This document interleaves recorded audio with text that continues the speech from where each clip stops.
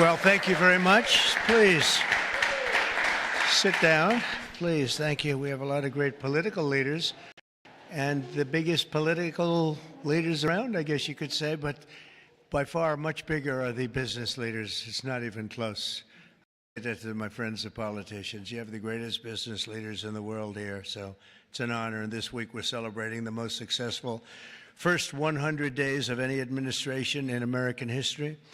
We're thrilled to welcome to the White House dozens of the world top leaders of all kinds, but in particular business leaders. And since the election, the companies represented in this room have collectively announced more than $2 trillion in new investments, and we have a total of close to $8 trillion all told. And there's never been anything like that in this country. We've never had anything close. I would say if you looked at the last administration, probably for 4 years they did maybe less than one. And we've done almost 8. I would say we'll be above 8 in a period of 2 months. So something happened. I think two things happened. November 5th happened, and November 5th gave you tariffs, intelligently used tariffs and various other forms of incentive. But it's really amazing. There's never been, I don't think there's ever been anything like this anywhere in the world. Together, we're going to bring back the most beautiful words. I always say made in the USA, the most beautiful words. We're going to have made in the USA like we haven't had before in a long time. In addition to the business leaders whose companies I will mention in just a moment, we have some great people, great senators. Marcia, where are you? Where are you, Martha? Marcia, thank you very much. Marcia Blackburn, Bill Cassidy. Bill, thank you, Bill. Ashley Moody. Ashley, thank you. And John Husted. John, thank you very much. And Representatives Byron Donalds, Buddy Carter, Rob Whitman, Mark Alford, Mike Rogers, Richard Hudson, and Abe Hamadeh. Thank you all very much.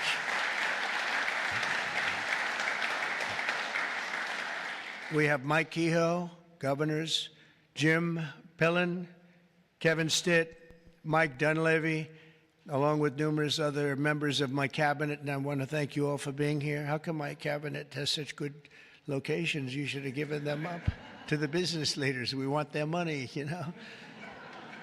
They have very good locations. I'm not surprised. 100 days ago this week, we inherited the wreckage of 4 years of economic disaster under the previous administration. It was an economic disaster. It was a disaster at the border like nobody had ever seen before. And you probably see we've closed up the border 99.99%, meaning 3 people got in. 3. As opposed to hundreds of thousands of people coming in on a monthly basis, millions of people actually. There are periods where we had millions and millions of people pouring in on a monthly basis. We had 3 people. They buried companies in crippling regulations, waged war on American energy, pushed massive tax hikes, and gave us the worst inflation in the history of our country. In Biden's final year, the United States had the worst trade deficit ever recorded, and we lost 106,000 manufacturing jobs. Other than that, he's done a fantastic job. But now all that is changing, and all that's changing very fast, because we finally have the president who wants to put our country first. You have a president who believes in America first. In the first quarter GDP numbers just out today, core GDP, now we're removing distortions from imports, inventories, and government spending, was up plus 3%, but this is Biden's economy because we took over on January 20th, and I think you have to get us a little bit of time to get moving, but this is the Biden economy. But we still had and we've had a lot of things happen since November 5th that helped this economy because it was indicating a strong private sector growth, and it only started after November 5th. The private sector started really heating up after the election. Even though I wasn't there, people knew what we were going to be doing, and the private sector growth was actually very good. Very importantly, gross domestic investment was up an incredible 22%, which they had never seen before. Every new investment, every new factory, and every new job created is a sign of strength in the American economy and a declaration of confidence in America's future. We really do. We've never seen anything like this. Even Samsung, whose name isn't mentioned here, but I heard that they announced this morning that they're going to be building a very big plant because they want to be able to beat the tariffs. It's the only way to beat them. The entire Trump economic agenda is about making it easier to do business in America, to create jobs in America, to hire American workers, and to build your factories here in America, not in China or any other country. And we're dealing with many, many countries right now, I will say. And I think I can say for Scott and for Howard and for some of the people that are dealing, there are too many to handle. I mean, to be honest with you, I'd love to hire some of the people running these companies. Boy, would you do a good job. I could have Jensen negotiate. He'd blow my people away, wouldn't you? I think even Howard would say that. Howard would say, we'll take them. He'd blow them away. He would make deals. One deal would be the end. That would be it. We've terminated the Green New scam. It was a scam. And halted tens of billions of dollars of money, wasteful deficit spending. It was like throwing money right out the window. And in the coming weeks, we'll pass the largest tax cuts in American history. And I think even more so, we'll be doing things for business like you've never seen before. You saw it in a little smaller version at the beginning of our last term. You know, we had the most successful 4 years that any president has ever had. The stock market was up 88%. The other markets were up almost 100%, and that's despite COVID and all the crazy things happening. But we had a tremendous 4 years. We've given credit for that, actually. But our big, beautiful bill, as I call it, our big, beautiful bill, we may name it that, actually, will include 100% expensing retroactive to January 20th. So that's all the way back to just about the beginning of the year. So expensing 1 year, you take a deduction 1 year so you can build your factories right now, essentially almost tax-free if you think about it. Nobody's ever been given that. And we're going to make that expensing for a 4-year period at a full 100%. So last time we made it 1 year and you had deductions, you'd go from 100% to 80 to 60 to 40 to 20 to Zippo. And now what we're going to do is we're going to keep it at that level, and we're going to have it for 4 years.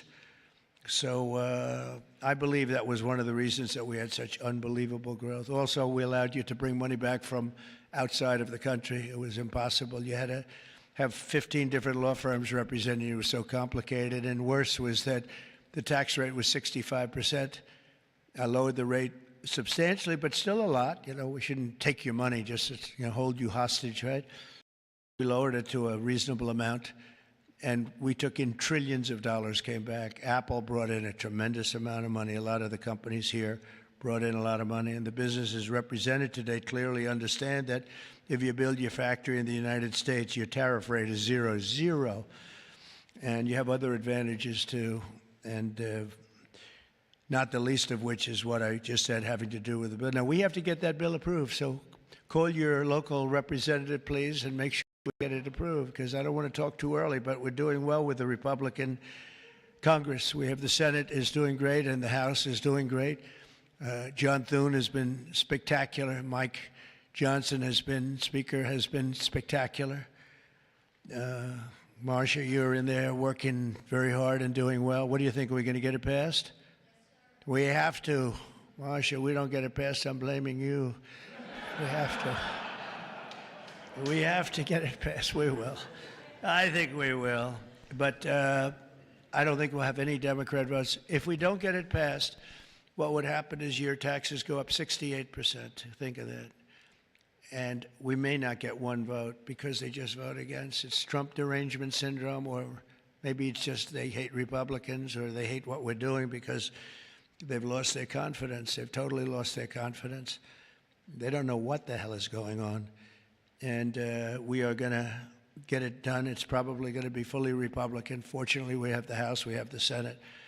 And we may or may not have a couple of grandstanders, I don't know. But if we do, it would be good if you could work on anybody. I mean, if I were a Democrat, I'd be voting for it 100%, because I think it's very dangerous politically not to vote for it. Think of it, your taxes go up almost 68%. So, but it looks like we're in good shape, I think, and hopefully we'll get it approved. It'll be the biggest bill ever approved in the history of our country, and it'll be the biggest tax cut ever approved in the history of our country. And in addition to that, regulations, which I'm doing in and outside of the bill, will be as big or bigger than we did last time. We have the record for regulation cuts in the 4 years.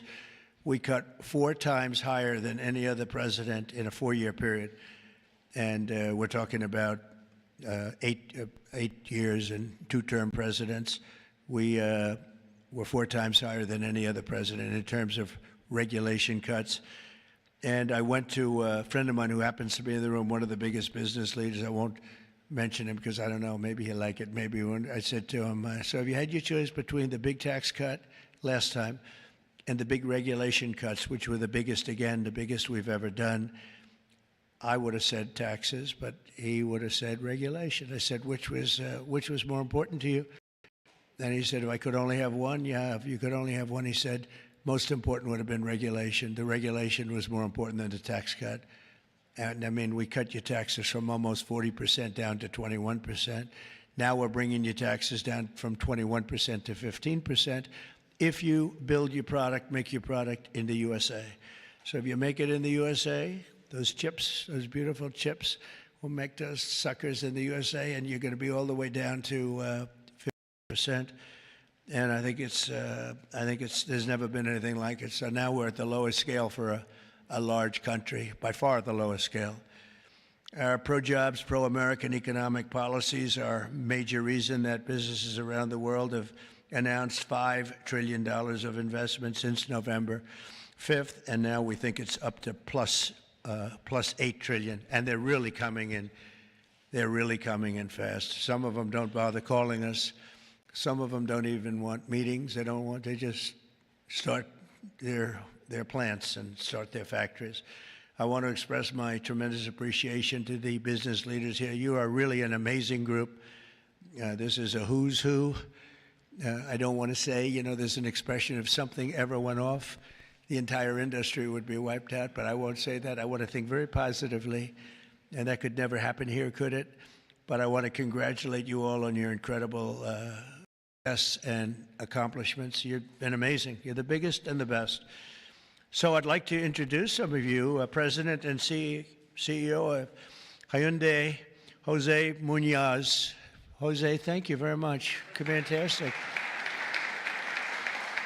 Jose is investing $21 billion, including $5.8 billion for a new steel plant in Louisiana, which is a beauty. I saw a picture of it, which is going to create at least 1,500 jobs, just the plant alone. Thank you very much, Jose. Beautiful. Chairman and CEO of global shipping giant CMA CGM, Rodolphe Sade. Thank you, Rodolphe. Thank you very much. Fantastic. Investing $20 billion in creating 10,000 new jobs at least. Thank you very much. That's fantastic. You'll be very happy. President and CEO of Toyota North America, Ted Ogawa, investing $88 billion. Where's Ted?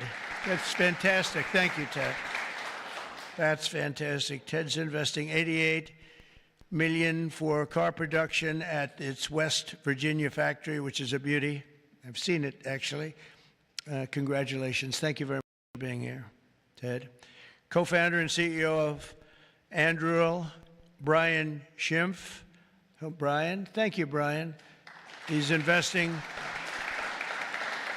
$1 billion for a new manufacturing facility in Ohio and display.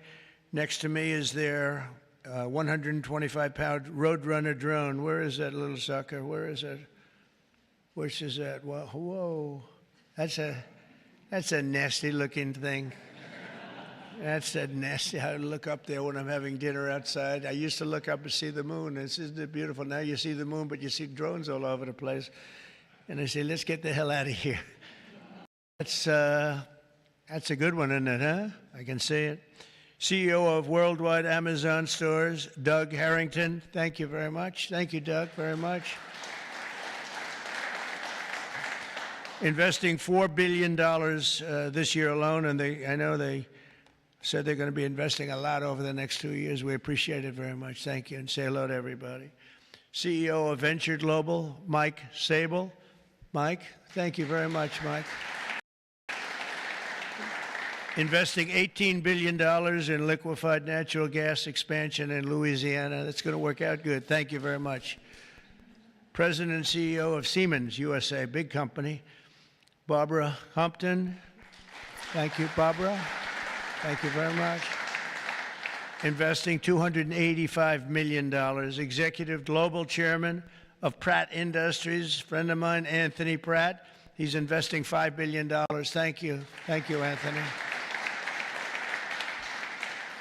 I read a report today he's the richest man in Australia, but who the hell knows? Do you think you're the richest man in Australia? Close.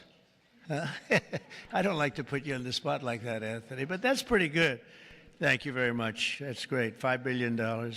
Founder and CEO, Chobani Hamde Oliaka. Where are you? Thank you very much. Investing $1.2 billion. Thank you very much.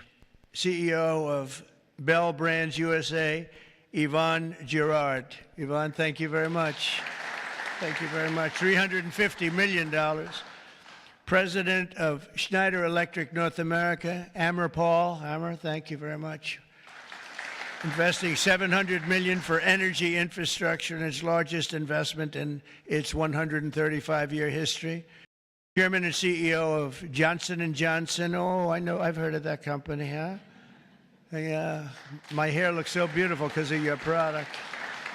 Joaquin Duato, $55 billion manufacturing plant and research and development and technology. Thank you very much, $55 billion. That's a lot. But you got to catch up with Apple and some of the others. We got to get you to make a little, one of the few companies that could do that, right? Chair and CEO of Eli Lilly, a great guy. Every time I talk to him about drug prices, he sweet talks me. He tells me about the middleman. The middleman keeps telling me about the middleman. By the time I leave the meetings, I was telling my people, I say, gee, he's giving us a great bargain. You know, but David, you have done some job. David Ricks, you have done some job. I'll see you later, too. $27 billion, doubling its manufacturing investment in the U.S., and he's got a very hot topic right now going, don't you? This stuff is doing really well, isn't it? Really hot company. Thank you very much, David. CEO of Novartis, Vas Narasimhan, and that's $23 billion. Thank you. Thank you very much. Thank you, Vas. CEO of Genentech, Ashley Mugargi, $50 billion. Whoa, that's a lot of money. Good, thank you, Ashley. That's a big one.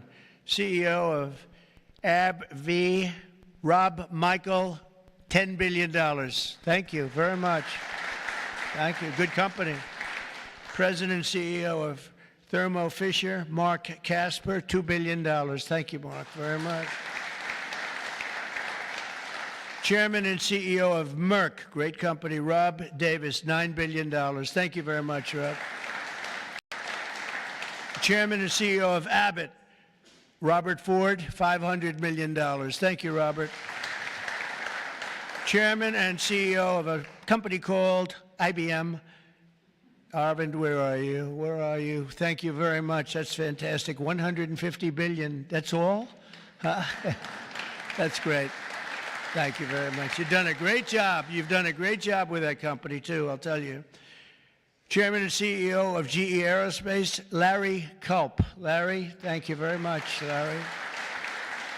And Larry's investing $1 billion in manufacturing across 16 states, and with us as we have the model of their F-110 engine, which I hear is like, I must tell you, I hear it's the hottest engine there is.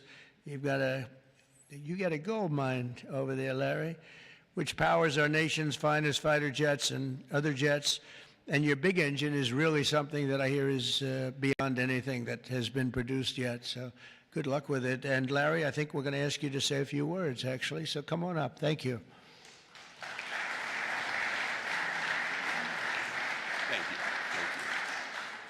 Thank you, Mr. President. It's an honor to be here representing all of my colleagues at GE Aerospace.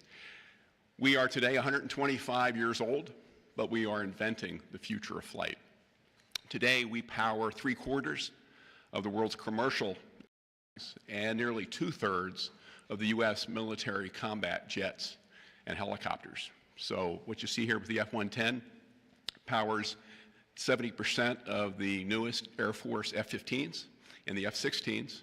I know you were in Michigan just yesterday. Yeah. This is the engine that will be under wing on the F-15EX Eagle II that the Michigan Air National Guard will soon be flying.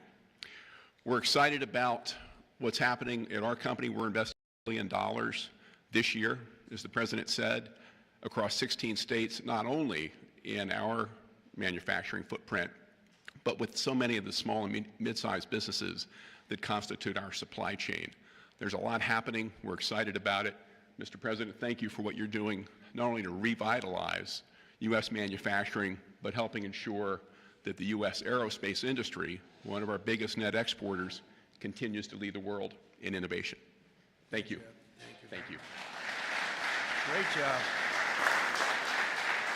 And he has done a really great job. You took over a slightly troubled company, and now you've made it hot as a pistol. So that's really an amazing job you've done in a short period of time. Also with us is Chairman and CEO of SoftBank, Masa. Where's Masa? Masa, come on up here, Masa. Masa has pledged $200 billion plus another $500 billion with Oracle and OpenAI for a total of $700 billion. Thank you, Masa. Come on up, please.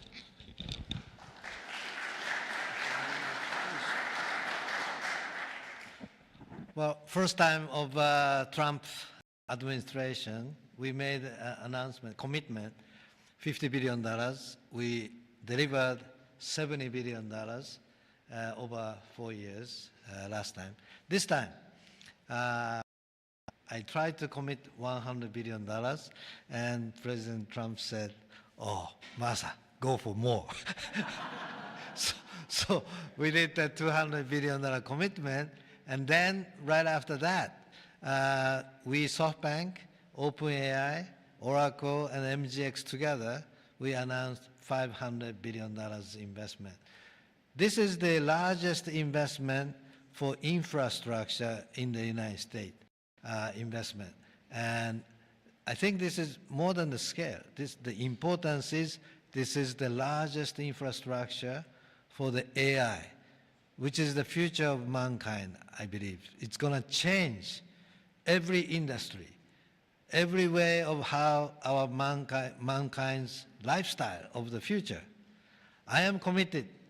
U.S. is the center of innovation.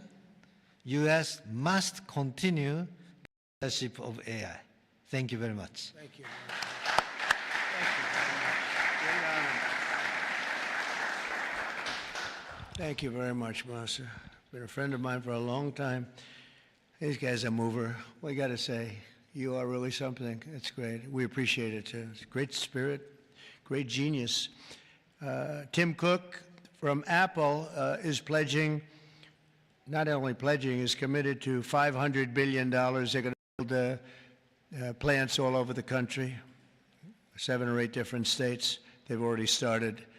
And so I want to thank Tim. That's such a big investment for somebody that, had them pretty much in one location, as you know. Now they're coming into the United States, I believe, because of the spirit and the tariffs and the incentives. So that's Apple for $500 billion. And one of the most brilliant men that you'll ever meet, a man that's done in a short period of time something that is incredible. He's the founder, CEO, and president of NVIDIA, Jensen Huang. He's producing up to $500 billion over the next 4 years to manufacture the most powerful AI chips entirely in the USA for the first time ever. Jensen, would you come up and say a few words? This is a smart cookie. Thank you, sir. Thank you, Mr. President. It's a great honor to be here. NVIDIA reinvented computing for the first time after 60 years. In fact, Ervin at IBM knows quite well that the computer has largely been the same since the 60s. The IBM System 360 described really quite perfectly the computer that we use today. Central processing units, operating systems, the separation of hardware and software, I/O subsystems, multitasking. All of the words that we use to describe computers today were really invented in 1964, the year after my birth. Well, after all this time, we've reinvented computers again. This is what a processor looks like. It's on the right there. People say it's a GPU. That's one GPU unit, and it's 70 pounds, 60,000 parts, 10,000 watts. In order to manufacture it requires probably a couple of hundred companies in the supply chain. It is so heavy that it requires robotics to do. It's so precise. And just to test a supercomputer requires a supercomputer. And we're going to build NVIDIA's technology, the next generation of that, all here in the United States. Without the president's leadership, his policies, his support, and very importantly, his strong encouragement. And I mean his strong encouragement. Frankly, manufacturing in the United States wouldn't have accelerated to this pace. Manufacturing isn't about low-cost labor anymore. Manufacturing is about technology. And most of the factories that build these systems today are the most advanced factories in the future.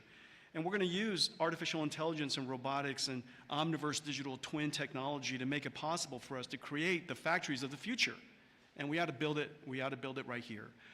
The really amazing thing is that this computer is the engine of a whole new industry. And this new industry is called artificial intelligence. And this new industry is a manufacturing industry in itself. That's a factory machine. Just as several hundred years ago, the dynamo was invented, water would come in and electricity would come out. Now electricity goes into this machine and incredible tokens come out, artificial intelligence. In order for this industry to thrive, we need to build these systems, of course, but we also need a progressive growth and industry-oriented energy policy, which this president has really put his weight behind. I really appreciate that. Without energy, we can't possibly have new growth industries. And we now have the backing of the administration, the backing of President Trump to support the creation of a whole new industry. This industry is going to enable a whole bunch of other industries. What we now call the AI infrastructure is going to revolutionize every industry that we know. All of the many CEOs in the room today are great partners of ours for that reason. We're working on artificial intelligence for many industries, from healthcare to drug discovery to life sciences, financial services, education, so many different industries. And that's going to be possible because we have the fundamental infrastructure here in the United States. And so I want to thank you, sir, for everything that you've done and the strong encouragement and the great policies that make it possible for us. Thank you, sir. Very much. Thanks.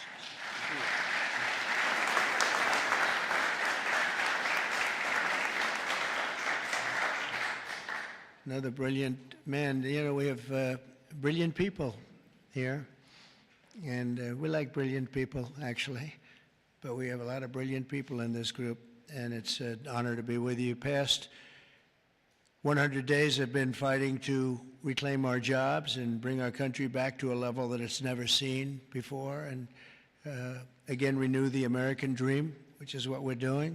We have tremendous spirit. I don't know if you've heard, but it's become really quite a story. I see Pete's right over here, Secretary of Defense. We have the largest number of new enlistees or people enlisting in the military forces that we've ever had. And if you remember, 6 months ago, we couldn't get anybody to sign up. That's a big turn in a very short period of time. And November 5th had a lot to do with that, and our Secretary of Defense and a lot of the people that you see sitting here really had a lot to do with that. There's great spirit. I can say that also with the police forces throughout the country. We're having a hard time filling them up. It's a dangerous job, but now we have waiting lists at almost every space. And that's an amazing accomplishment when you think. It's amazing.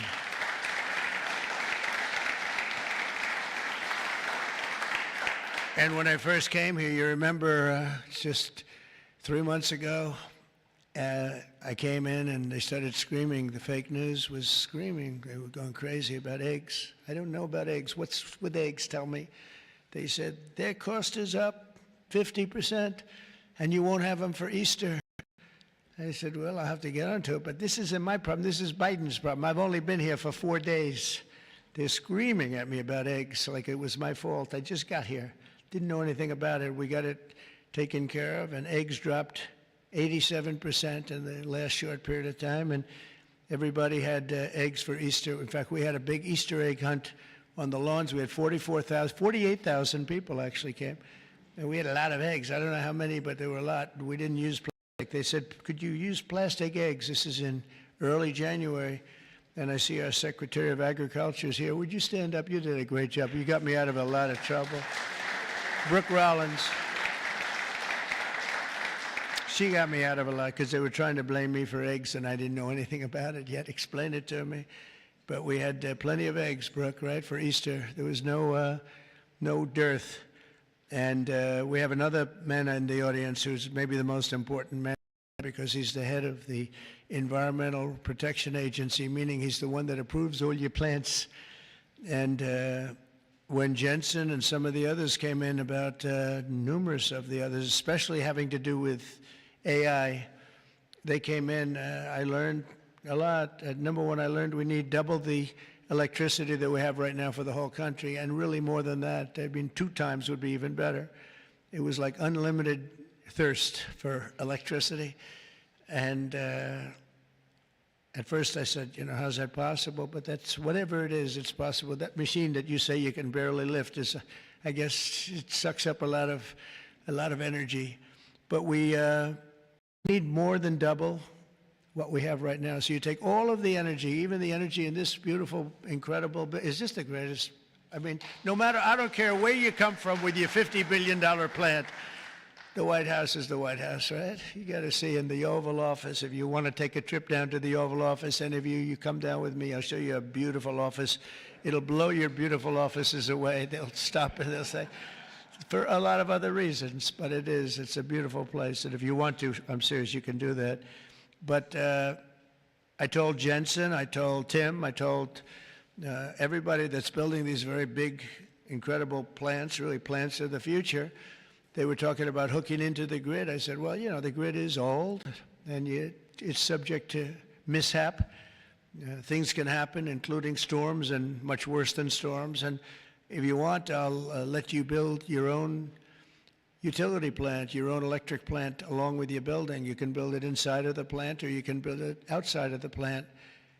And I went to Lee Zeldin right here and I said, Lee, we got to get fast approvals for these people. You know, they're going to do the best job. They're going to have the best engineers, the best everything. We'd like to have them build their electric for them. They don't have to go outside.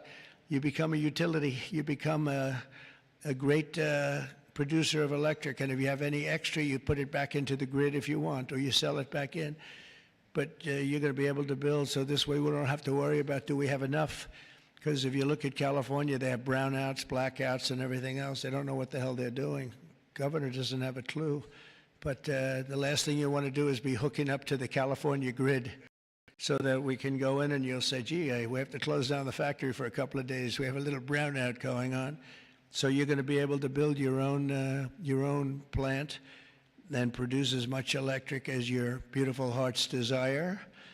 And that'll be something that nobody's done before. And we're going to ask Lee to get those approved very quickly. And he'll get it approved before you can even imagine. He's great. He's great. He knows the difference. You know, you can take years to get those approved. I would say previous to us, it would be years and years. Or you could take weeks to get them approved, and it'll be just as good. But they don't play games, and they're going to get it done, and they'll get it done very quickly. So that's going to be a big help because you're going to have unlimited energy, unlimited electricity. And I think it's going to really, we want to stay number one. We're number one right now by a lot. I will say this, if I didn't get elected, I would say get out of the business fast.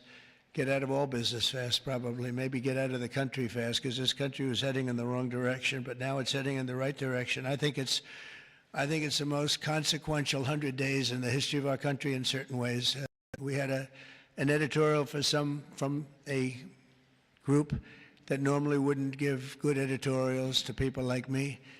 And they said he's the most consequential president because of what he's doing with all of these policies that you're reading about.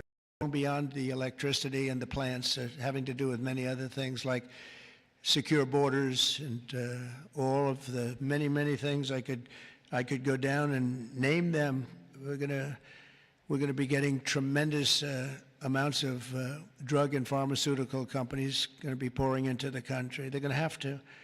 They're going to have to, and we're going to give them a lot of time to do it. But after that, there's going to be a tariff wall put up, and they won't be happy about it. But if they start building right now it's going to be build, and after a certain period of time, it's going to get tougher, and then it's going to be real hard to do business in this country.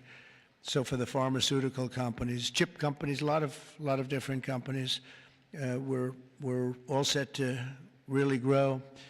Groceries are down. The grocery prices are down. Gasoline prices are down. We had some gasoline selling for $1.98 a gallon just recently in 3 different states over the last 2 days. It was at $4, and it was higher than that in some places. It was over $5. We have it way down. Energy prices are down all over the country. Mortgage rates are actually down slightly, even though I have a guy in the Fed that I'm not a huge fan of, but that's all right. These are minor details. Don't tell him I said that, please. As the cameras rock and roll back there. No, he should reduce interest rates. I think I understand interest a lot better than him because I've had to really use interest rates. But we should have interest rates go down. It would be positive, but it's not going to matter that much because ultimately what we're creating has much more to do with other things than it does just pure interest rates. But it would be nice for people wanting to buy homes and things. The prescription drug prices just saw the largest monthly decline ever recorded. So, David, I'm having a little bit of an impact, at least on you, as I browbeat this guy. And he's got he looks like he's 25 years old. He has this massive company, Eli Lilly, and it has no impact on him whatsoever. But I just see this number just came out. It's the largest monthly decline ever recorded. Yeah, but it's probably about 2%. You know, they did that to make me feel a little bit. But I appreciate it. We have achieved the lowest number of illegal border crossings in U.S. history, and we're at a level that nobody thought we could get to in 2 years, let alone a couple of months. And I think Kristi Noem is here someplace. Where is Kristi? She's here. Stand up, Kristi. And Tom Homan. And I see Linda. Stand up, Linda. You are doing so good. Education. We're bringing education back to the States, where it belongs. And she's been incredible. She's very upset with Harvard. They have $53 billion in a fund, and yet they want more grants. And it looks like we're not going to be giving them any more grants, right, Linda? And, you know, a grant is at our discretion, and they're really not behaving well, so it's too bad. But our country is roaring like never before. Nobody's ever really seen anything like this. And again, the big thing is whether it's $8 trillion or even more than that, by the end of the year, it could be a number that would be, I think it's already, there's never been anything like it, but this is in a period of a couple of months. I think by the end of the year, the numbers will be just staggering. It's really going to be something very special, and I'm very honored to be with you. And I'd ask if anybody has any questions, please. This is your time. This is your time. You'll be live on television, all the fake news back there. Now that'll keep them down, right? That's the way to keep them down, unless they're bad people, in which case, unless they want to make some news. Would anybody have any questions? Anybody? Business leaders? You want to know anything about depreciation? No? I love it. We've done such a good job, we don't have to take. Howard, would you like to say a couple of words, please?